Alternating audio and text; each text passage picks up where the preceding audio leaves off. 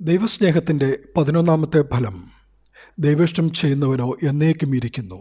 1 യോഹന്നാൻ 2:17. എന്നേക്കും എന്നുള്ളത് നിത്യതയെ കുറിക്കുമ്പോൾ അത് ലഭിക്കുന്നത് കൽപ്പന അനുസരിക്കുന്നവർക്കാണ്.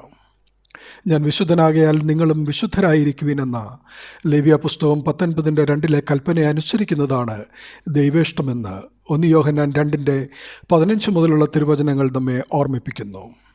അതായത്, ലോകത്തെയും ലോകത്തിലുള്ളതിനെയും സ്നേഹിക്കരുത്. ഒരുവൻ ലോകത്തെ സ്നേഹിക്കുന്നുവെങ്കിൽ അവനിൽ പിതാവിൻ്റെ സ്നേഹമില്ല.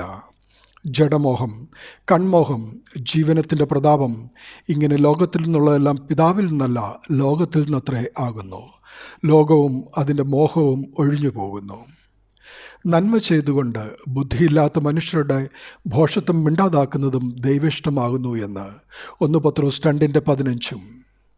അതുപോലെ ക്രമം കെട്ടവരെ ബുദ്ധി ഉപദേശിക്കുന്നതും ഉൾക്കരുത്തില്ലാത്തവരെ ധൈര്യപ്പെടുത്തുന്നതും ബലഹീനരെ താങ്ങുന്നതും എല്ലാവരോടും ദീർഘക്ഷമ കാണിക്കുന്നതും ആരും തിന്മയ്ക്ക് പകരം തിന്മ ചെയ്യാതിരിക്കാൻ നോക്കുന്നതും തമ്മിലും എല്ലാവരോടും എപ്പോഴും നന്മ ചെയ്തുകൊണ്ടിരിക്കുന്നതും എപ്പോഴും സന്തോഷിക്കുന്നതും ഇടവിടാതെ പ്രാർത്ഥിക്കുന്നതും എല്ലാറ്റിനും സ്തോത്രം ചെയ്യുന്നതും നമ്മളെക്കുറിച്ച് ക്രിസ്തുയേശുവിലുള്ള ദൈവേഷ്ടമാണെന്ന് 1 തെസ്സലോനിക്കർ 5:14 മുതൽ 18 വരെ വെളിപ്പെടുത്തുന്നു.